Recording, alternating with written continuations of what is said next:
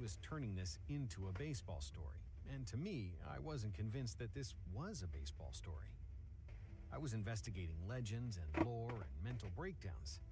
I had no intention of recreating a Field of Dreams moment. But I mentioned the idea to Miller, and he readily agreed. I emailed the suggestion to Karen Fincher, and she responded with an email of her own. If Paul goes, Alex will go. We will choose the location. Something nearby Alex's place with no rooftops.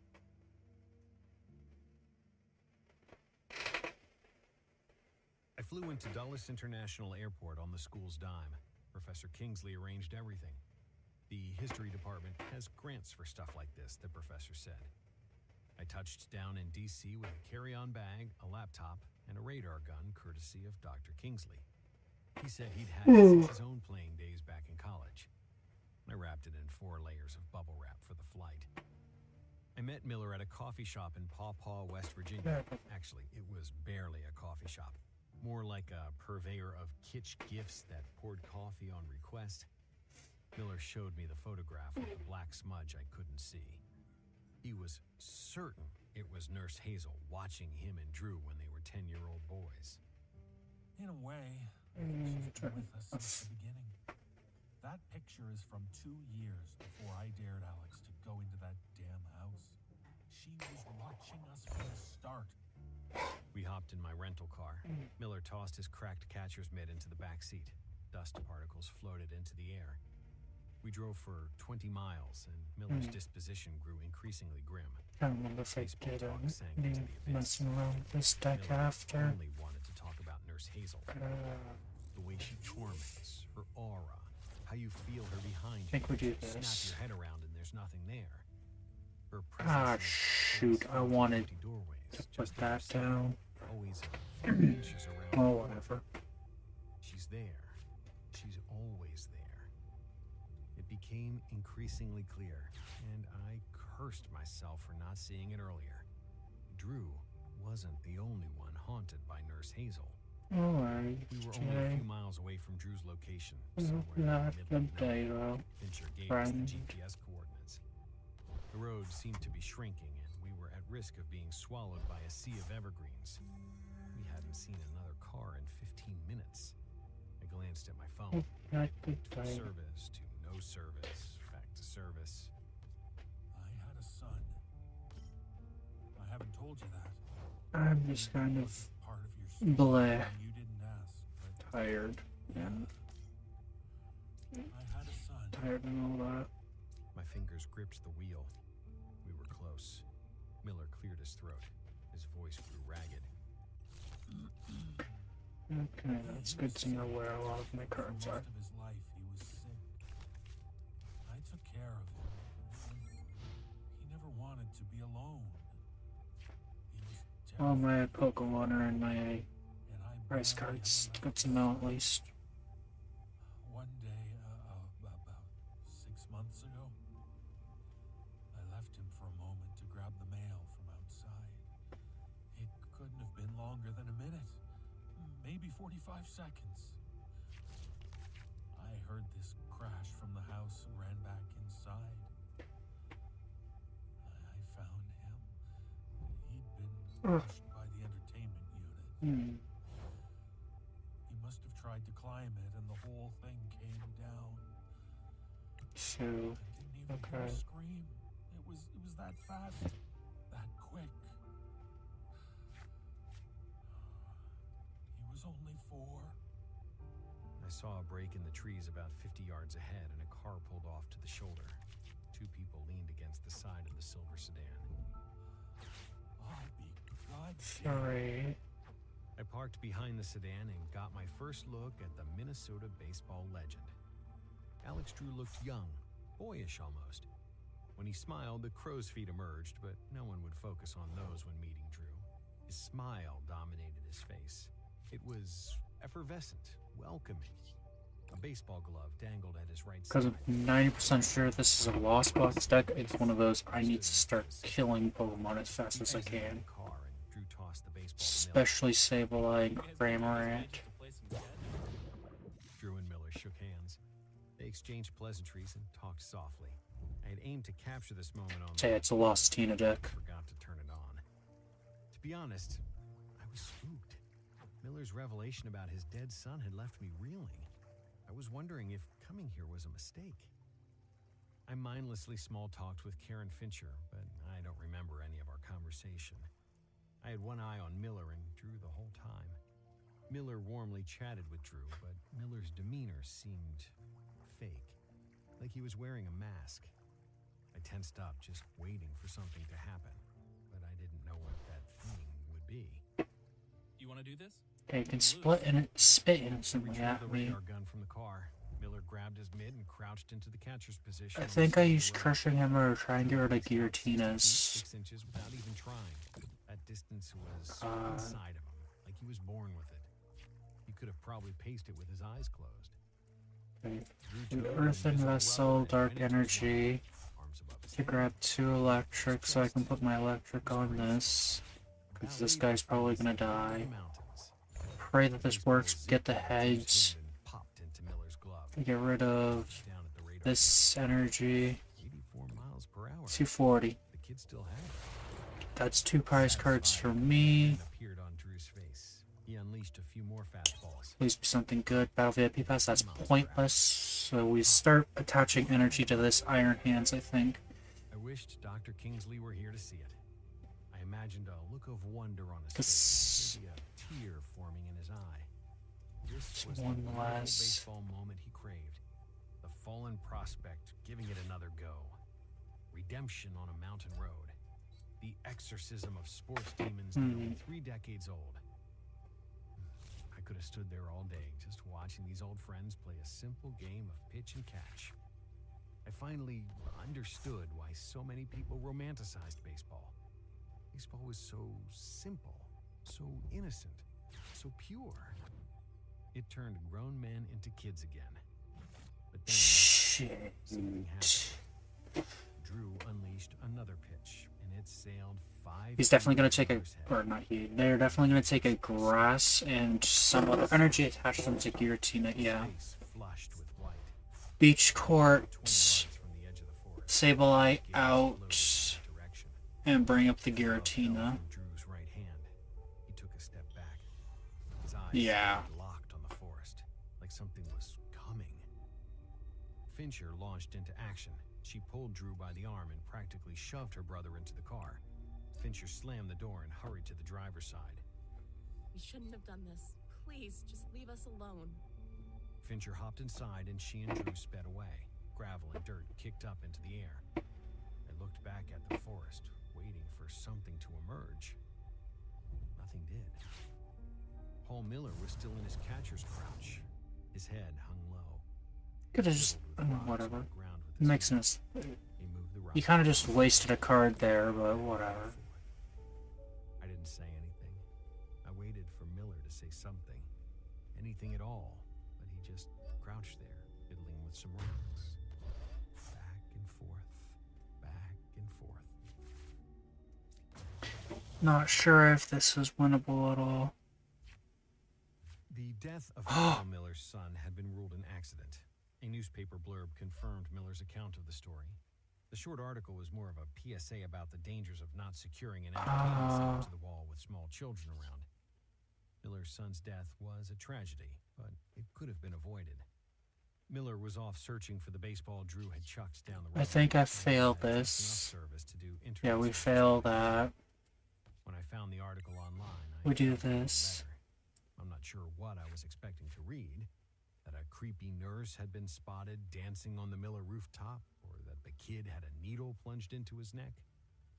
I didn't want to admit it, but the Nurse Hazel story was in my head. I didn't ask Miller about his son on the car ride back to Paw Paw. We sat in silence for nearly the whole way. I'm not sure if this is The only winnable. time Miller spoke was when the AM station we were listening to crackled off some baseball scores. Can you turn that up? I dropped Miller off at his rental car outside the coffee shop. Before we parted, I asked him if he'd draw me a map to Nurse Hazel's house. I wanted to travel to Williams Harbor to see if I could find it, to find her I wanna in a way. Hope this is winnable, but Despite his I trepidation generally before don't know if lunch, this is winnable. he scribbled It's not a winnable. map of his hometown on a half sheet of paper. A few lines No, here, it is a few winnable. Squares there. He drew a circle 3 times around the box at the intersection of 2 crooked lines. Is this winnable? That's it. That's the best. It's not winnable. But I'm not sure what's left of Williams Harbor. There might not be anything left. I shook Miller's hand. It was cold and clammy. Miller got into his car and I turned to go, but he called back to me. You've done a lot of research on this stuff. Do you think she's real? I paused. I don't know. Miller's It's eyes not twitched, winnable. and his voice was stern. Go there, you know. Enough terrible things have happened because of her. She's done enough.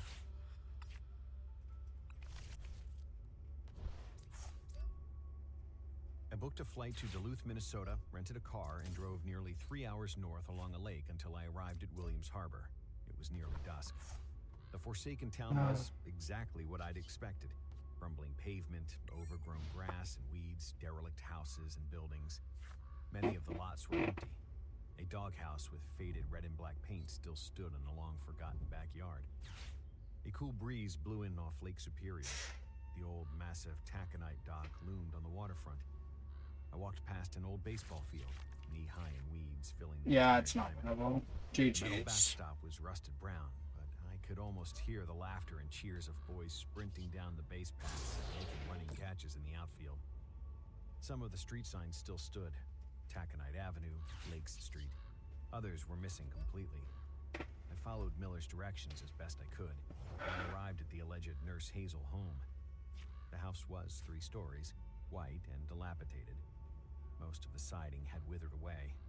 Windows were smashed, and the front door was slightly ajar. I went inside and I carefully walked up the stairs. The wood was soft from decades of moisture, and I gripped the railing tight. I walked to the front bedroom on the 3rd floor, and I found it a decaying mess.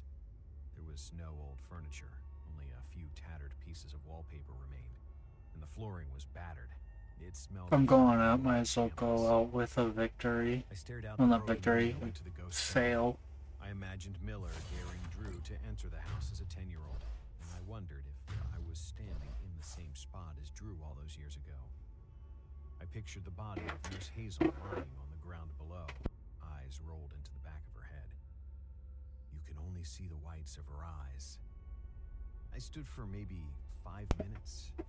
Maybe I thought that would have the right been. house. The breeze turned colder and my body shuddered. There's no way I could The have. sun dipped lower. There might have been, but Upstairs. I just didn't play that right at all. Street across the disintegrating pavement back to my car, and I took one last look at the Nurse Hazel house. A piece of the gutter had broken off, and it hung off the side of the west end of the house. The wind picked up, and the gutter swung Because I could have just done 220, but back and forth. 1 energy and they still would have knocked me out. Abandoned town. I wondered if any old residents ever came back here, just to see what happened to this place. Squeak, squeak, back and forth, back and forth.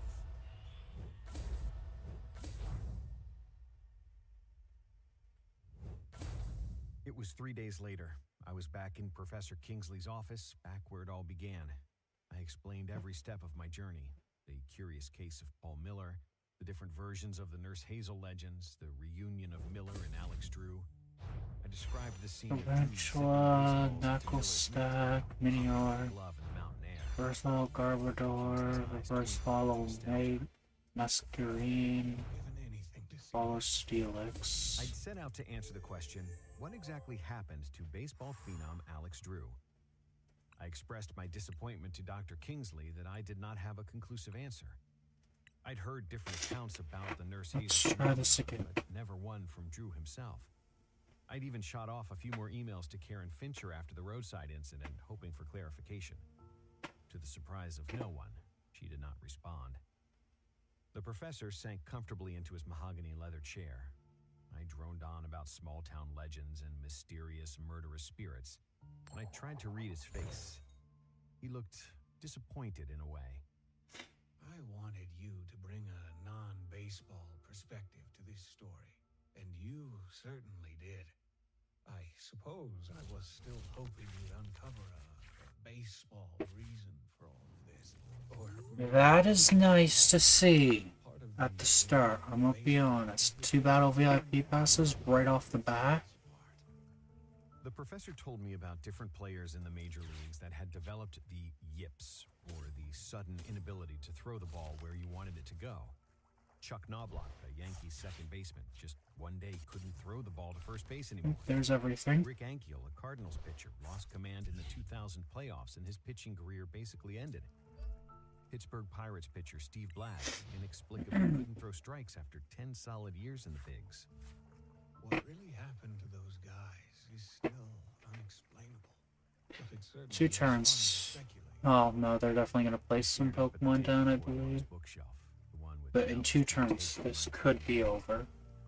So, Alex Drew may have seen a ghost. Yeah, there's the level ball, which is gonna get a I'm not sure Pokemon. who will believe this one.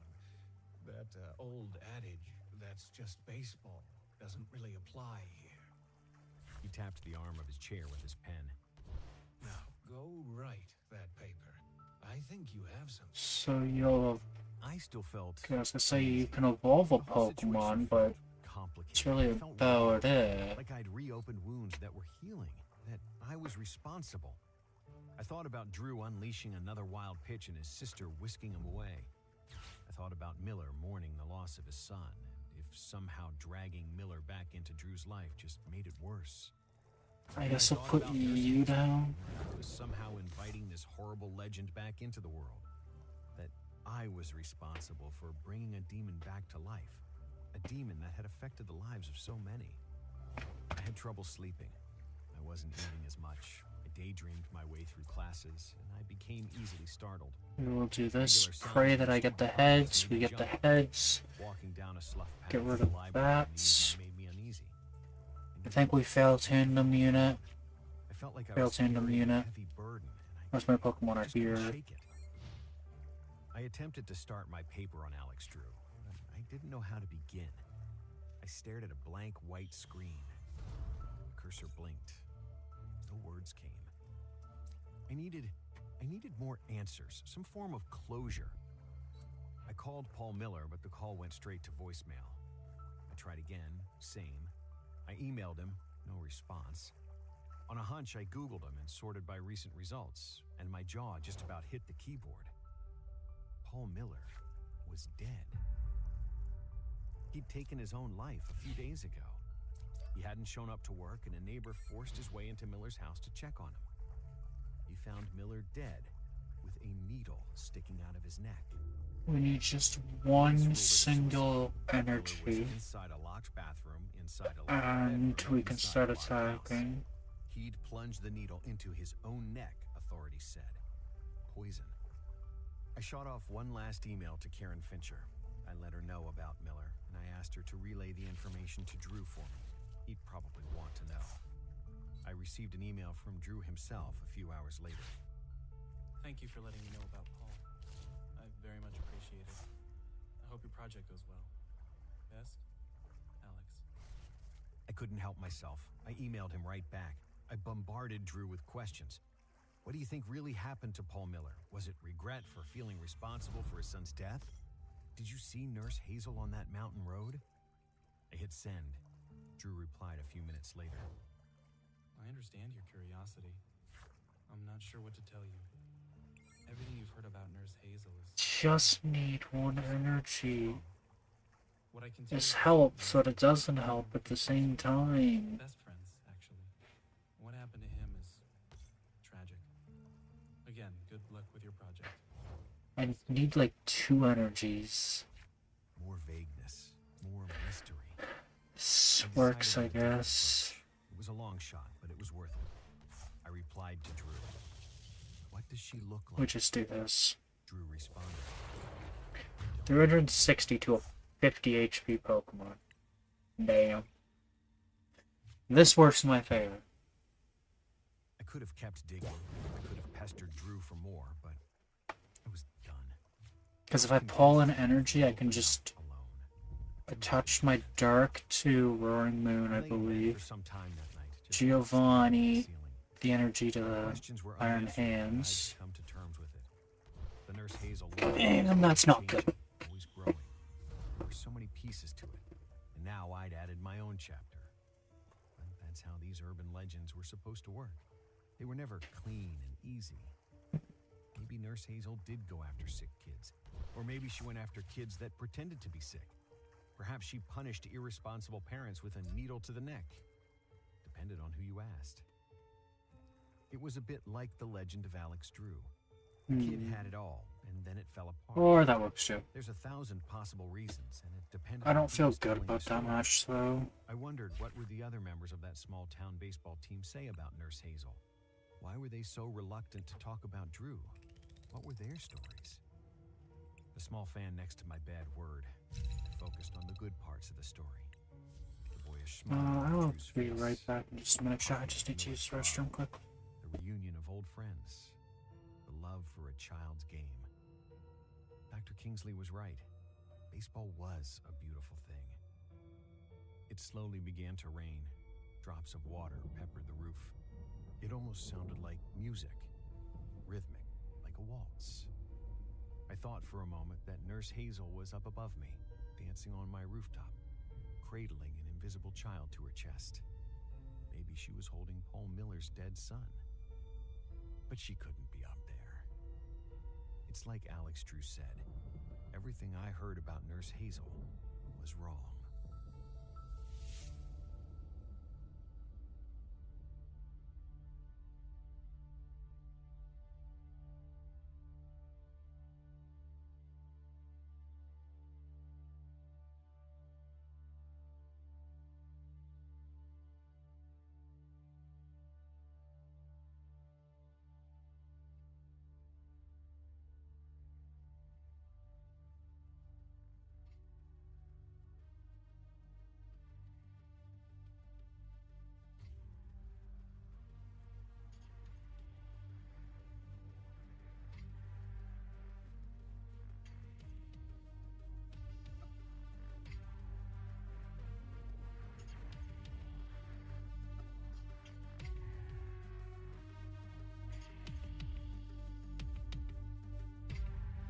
And so, another episode has drawn to a close, and our nightmares dissolve into the ether. If you would like to find out how you can hear the full-length versions of our audio program, please visit the NoSleepPodcast.com to learn about our Season Pass program. 25 episodes, each over 2 hours long, and 3 exclusive bonus episodes, all for only $19.99. On behalf of everyone at the No Sleep Podcast, we thank you for listening. Join us again next week when our dark tales will envelop you in a nightmarish, swirling fog. This audio production is copyright 2017 by Creative Reason Media, Inc. All rights reserved. The copyrights for each story are held by the respective authors. No duplication or reproduction of this audio program is permitted without the written consent of Creative Reason Media, Inc.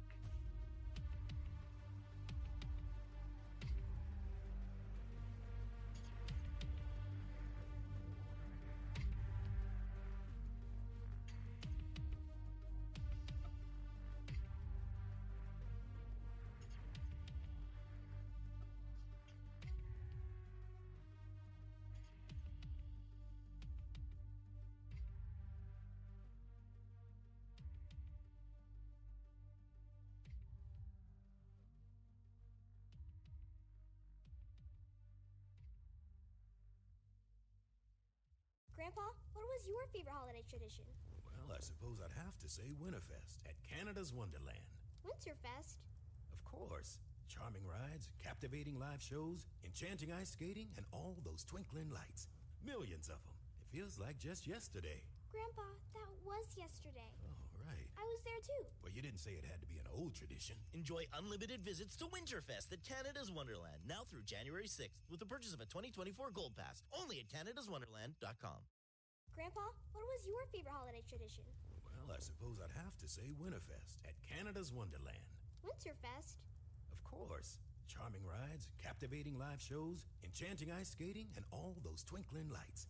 Millions of them. It feels like just yesterday. Grandpa, that was yesterday. Oh, right. I was there too. Well, you didn't say it had to be an old tradition. Get tickets to Winterfest at Canada's Wonderland for just $24.99 when you buy 4 or more, plus taxes and processing fees up to $9.99. Only at canadaswonderland.com. Hurry, offer ends soon. This is a horror story telling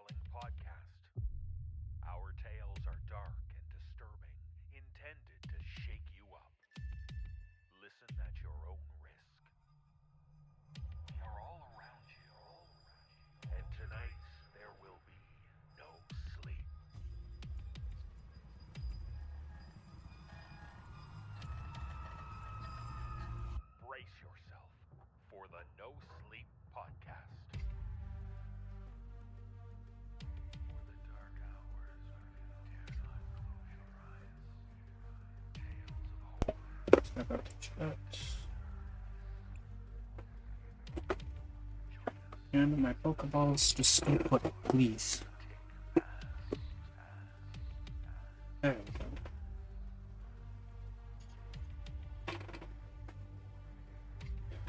We go Jets. We always go Tails.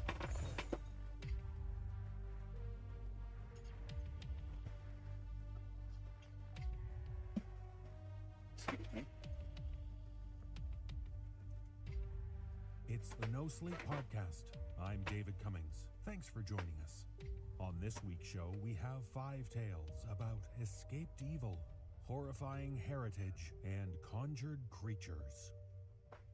It's my pleasure to welcome back 2 friends of the show for this week's episode. I've mentioned in the past that my favorite podcast is not, in fact, this one. I don't really care for this one. The host is annoying. But rather, it's the Jimmy Pardo comedy podcast. That's terrible. Fun. One of the cast members on that podcast is the intern, Garen Cockrell. Longtime fans of No Sleep may recall a story we did of Garen's back in Season 3 called Eggs. Well, Garen has penned not only a new tale that we're proud to adapt for audio, but he also is close to completing his second horror novel. I'll be sure to bring it to your attention when it comes out. So welcome back, Garen. We're thrilled to have another one of your stories on our show. And joining us to perform in Garen's story, Calyrex VMAX and Velasco's VMAX deck. Season 8 finale. It's a pleasure to have you back with us, Peter, and a thrill for me to be able to act with you, albeit from 2 different countries, thousands of miles apart. Probably more pleasant for you that way. And finally, since I've already mentioned Never Not Funny and Better Call Saul, I want to give a hearty recommendation for the return of the TV series Twin Peaks. I was a huge fan of the original series, and it's great to see what creator David Lynch is doing with the new series. I know it's not a show for everyone, but since you're a fan of horror and odd, disturbing storytelling, you really should check this out. It's weird, freaky, trippy, and brilliantly unsettling. Lynch's visuals and sound design are worth experiencing. I find myself mesmerized by it. So there you go, lots to see and hear. And speaking of hearing, we have our stories ready for your ears. So let's wait no further and kick off this week's show.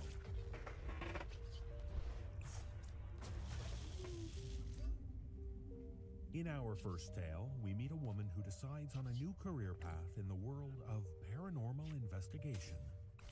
But as we learn from author M.J. Pack, when she decides to consider a tragic event from years past, she discovers that some memories don't just linger, they invade. And please note, while this story takes place in the supernatural realm, it might be a good idea to check the show notes on our website for the trigger warnings, especially for parents. Performing this tale are Jessica McAvoy, Jeff Clement, Nicole Goodnight, and Jesse Cornett. So leave the past in the past, especially if you venture onto the field.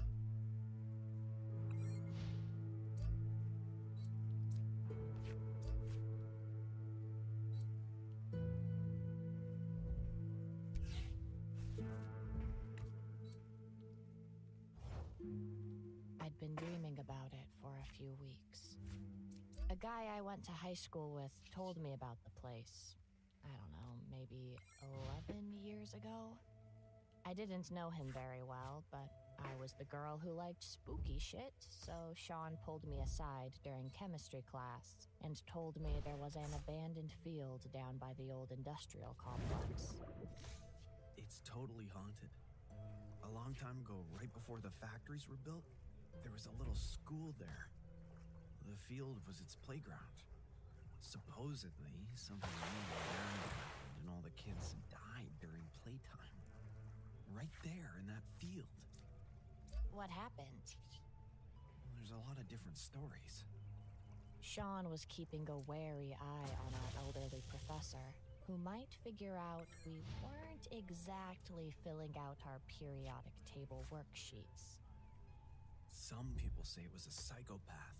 Just went through the playground and blew them away one by one. Others say it was an explosion at one of the factories. Wait, I thought you said it was before the factories were built. He waved me off, the way you'd shoo a fly.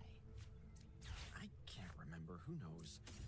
Anyway, like 20 kids died all at once. And that kind of stuff makes some real bad juju, man. So what goes on down there? Periodic table be damned. I had to find out more about this place. I don't know, haunted shit. I heard people who go down there lose their minds. My older brother told me about it, and I knew you'd want to hear. I did want to hear. More importantly, I wanted to go there. But I didn't have a car yet, and there was no way my parents would let me go somewhere like that, especially at night. Which, of course, was the only way to go to places where haunted shit went down.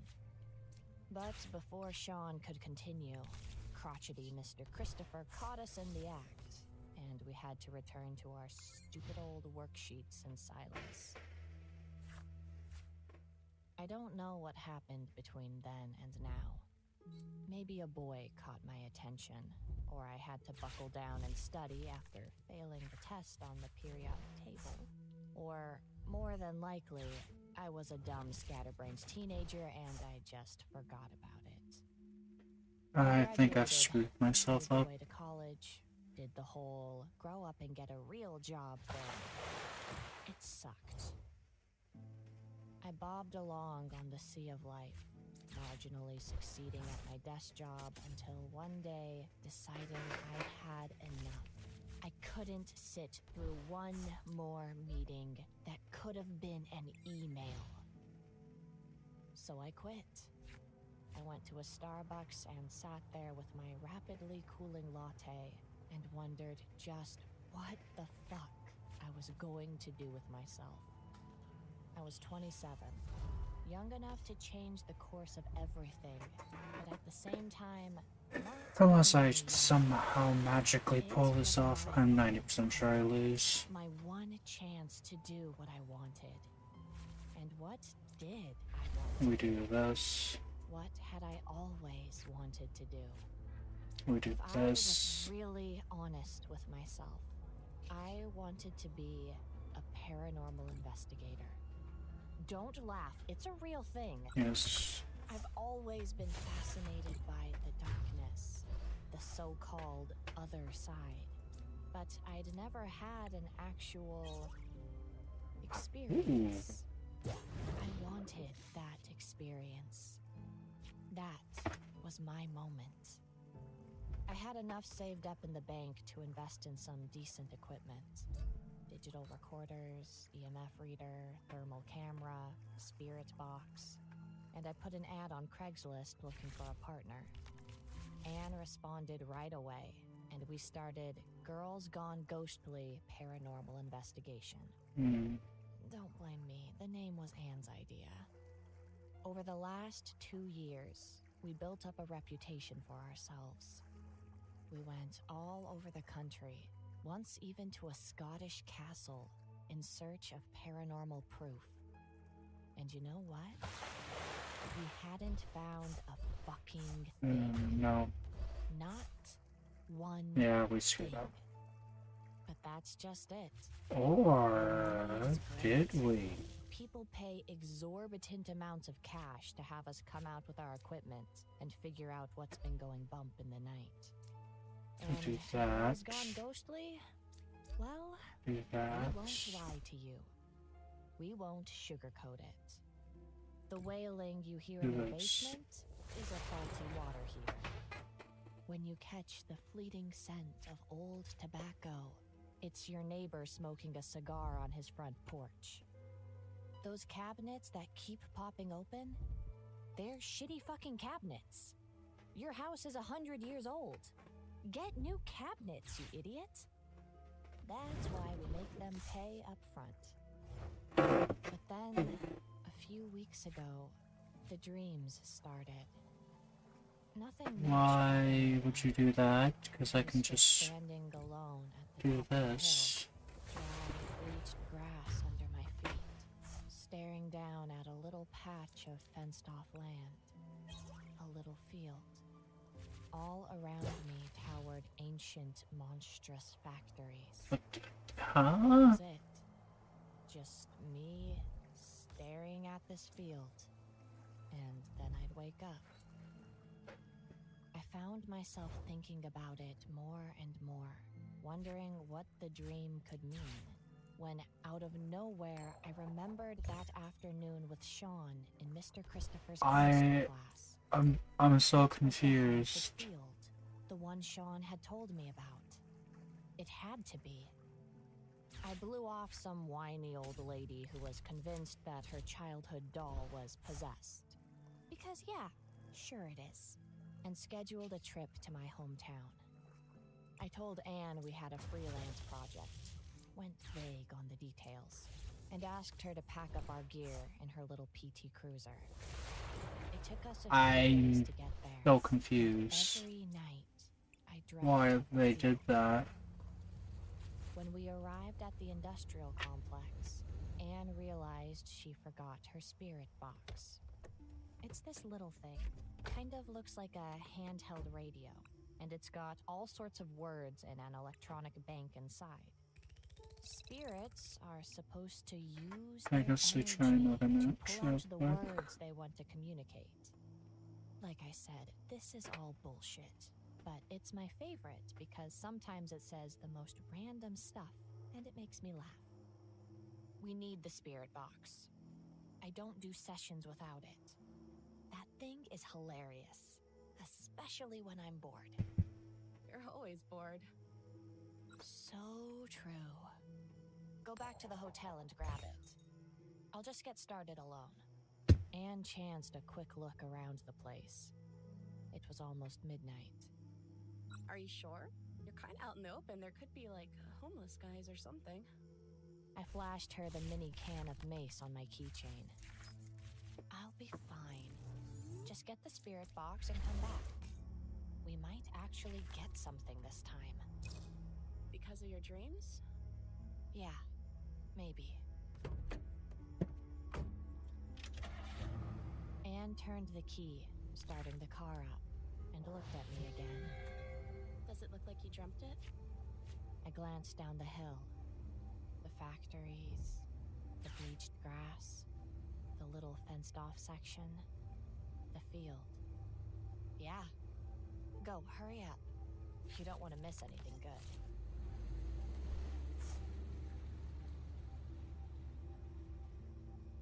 I sat down on the grass on the top of the hill and started unpacking my gear. It really did look exactly like I'd dreamt it, but I was unfazed. For all I knew, I'd seen a picture of it somewhere. On the internet, maybe. In this line of work, you learn pretty quickly that most things people chalk up to miracles or paranormal activity are just coincidences. Boring old coincidences. Nothing more. I was turning on the thermal cam when I saw it. A flicker of movement just beyond the rusty old road closed signs near the factory. In the field, behind the fence. Quickly, I aimed the thermal cam towards the spot I had seen the movement. The screen remained dark. No spots of heat in sight. I don't think I can win this at all because of Mimikyu. I waved my hand in front of it. My fingers glowed red hot, orange, and yellow at the edges. The camera was working. Probably a plastic bag or something. Then I saw the movement again. Much too Because late Mimikyu is to just going to ruin everything. I waved the camera over the spot. Nothing. I got to my feet. Shouldering Well, the bag of gear, maybe actually I began can win walking this. down the hill. Don't worry. I didn't yell out hello or anything, because I'm not an idiot in a horror movie. I'm a very different kind of idiot. As I got closer to the fence, my heart began to pound. Was this it? Was I finally going to have the experience that I'd always wanted? Wash away my cynicism with a real brush with the paranormal? You can imagine my disappointment when I got close enough to see it wasn't what I'd hoped. It was Sean. Cause I Sean from chemistry class. would the one who'd told me about just do this place to frenzy begin with. gouging, He was standing maybe. there, staring at me with a slack, blank face. Right away, something felt wrong. Sean? His expression didn't change. Oh. Hey, Margot. I put the thermal cam in my bag. What the fuck are you doing here, man? I threaded my fingers through the chain link fence that separated us. I couldn't really see how he'd gotten in. The whole area was sectioned off, and there didn't seem to be a gate. I haven't seen you since high school. I told you about this place, didn't I? His freckled brow furrowed slightly. I think you're the last one I told. Yeah, you told me about it. That's why I'm here. I do paranormal investigations now. I thought... You've been dreaming about it. How did he know that? What are you doing in there, Sean? How'd you get in there? He responded in the same dull tone, one that sounded like he was hypnotized or something. I went after graduation. I got drunk and wanted to go, but no one wanted to go with me. So I came here by myself. I'd been dreaming about it. Felt like I had to. I felt around in my bag for my cell phone. Do you want me to get someone? I can call someone for help. No. No help. He seemed to pause to think. That's right. You were the one I told about this place. It makes sense. It makes a lot of sense. Sean started to walk towards me. Yeah, I don't Digging, believe I can I win put this. my fingers lightly on the mini can of mace. Are you drunk now, Sean? I tried to keep my voice calm. Why the fuck had I sent Anne to leave me by myself? No. He still walked towards me with a slow, measured gait. Haven't been drunk in a long time. Long time. What took you so long, Margot? What took you so long to get here? He pressed his face up against the chain link fence between us. I took a panicked step backwards. And suddenly, I realized what was wrong.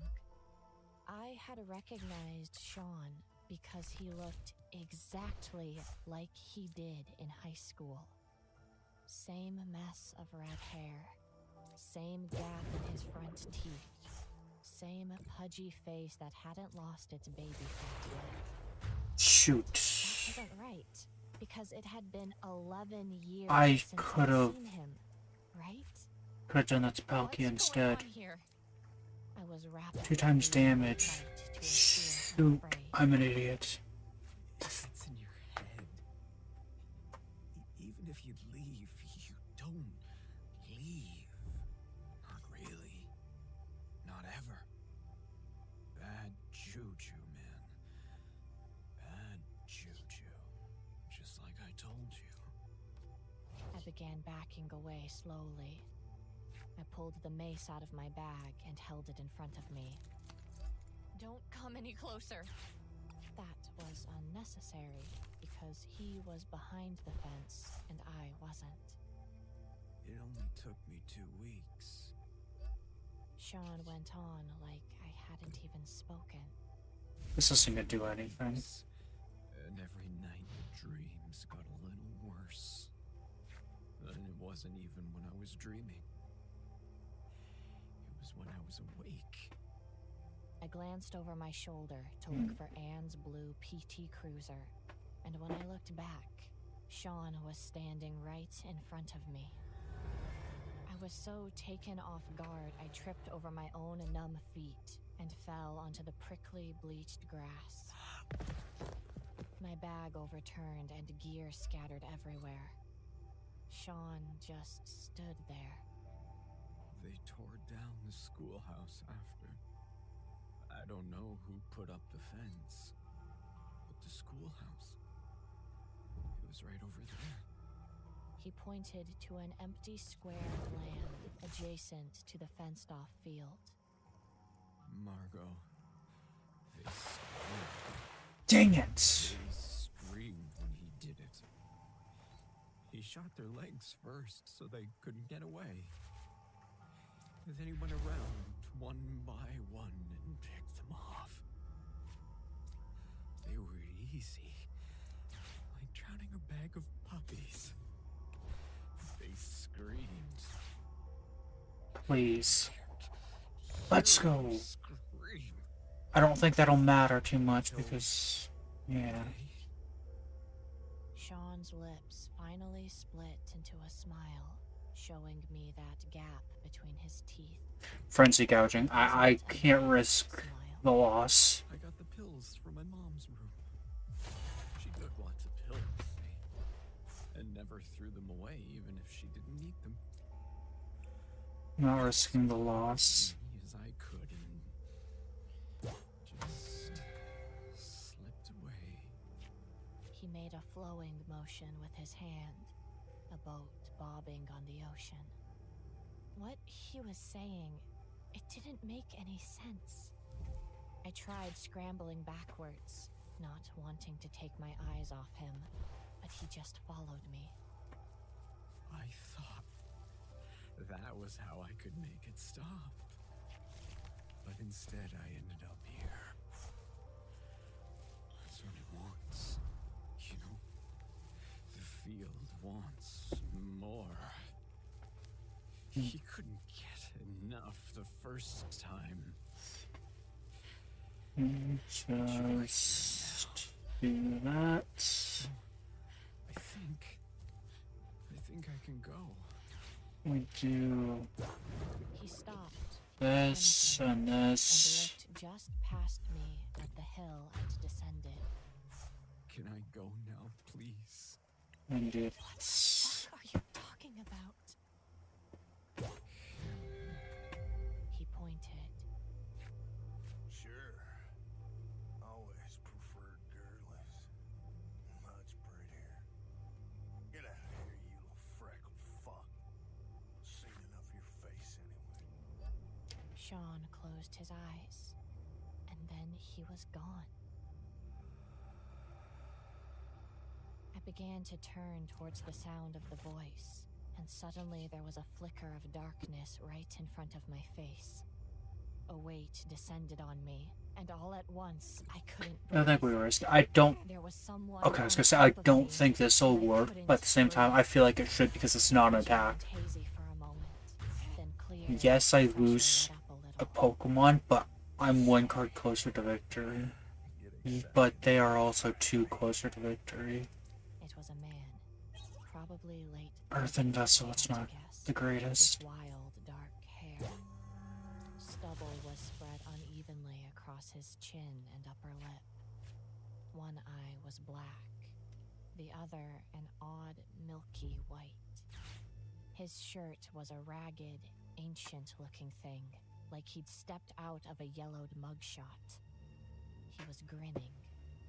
Get the fuck off me! I grabbed wildly for my can of mace.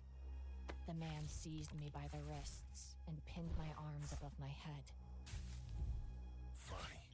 Usually can't get this far inside their heads till some time has passed. Definitely don't get to talk to them till they're on the other side. You gone looking for trouble, princess? That it? Get the fuck off me! Tears of hysteria prickled at my eyes. Oh, must be it. Princess gone looking for trouble.